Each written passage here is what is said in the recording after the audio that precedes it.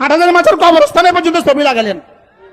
আচ্ছা, গণতন্ত্র যারা করে, যারা সেরেফ গণতন্ত্র করে, এরা পোস্টারের মধ্যে ছবি লাগায়, আপনি ইসলাম নাম দিয়ে আপনিও ছবি লাগালেন, এরা আপনার মধ্যে বেশ কমটা কোথায়?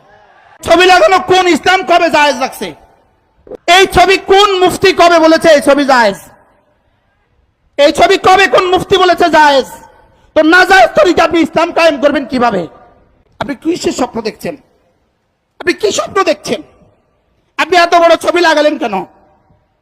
হাটাজারি মাছের কবরস্থানে পর্যন্ত ছবি লাগালেন।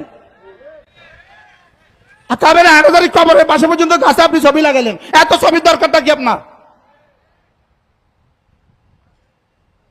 যেন রাগ করি বলে মোশতাক নবীর আগে এবার দাওয়াত দিও না, আমি আর আপনাদেরকে কষ্ট দিতাম না।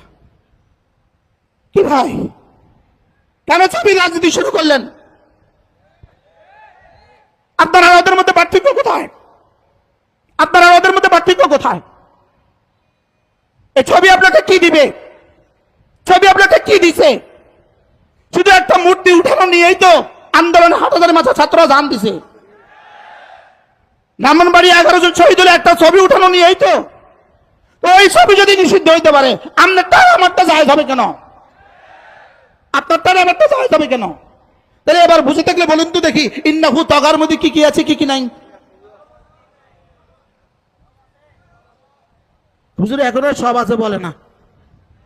ইন্নাহু তাগার মধ্যে কি কি আছে, কি কি নাই? কি কি আছে, কি কি নাই বলে বুঝায় বলেন। হ্যাঁ, ইন্নাহু তাগা ইযহাব ইলা ফিরআউনা ইন্নাহু তাগা। তাহলে ফিরআউন আর ইন্নাহু তাগা, ইন্নাহু তাগা যতজনের ইন্নাহু তাগা, ততজনের পরিণাম ফিরআউনের মতো। ততজনের পরিণাম কিসের মতো বলেন? এজন্য ইনশাআল্লাহ আগামী দিনে সূর্য উঠবে কি উঠবে না সন্দেহ আছে। পৃথিবী থেকে আজকের তাগুত ধ্বংস হবে, এটা আমার কোনো সন্দেহ নাই। আলহামদুলিল্লাহ।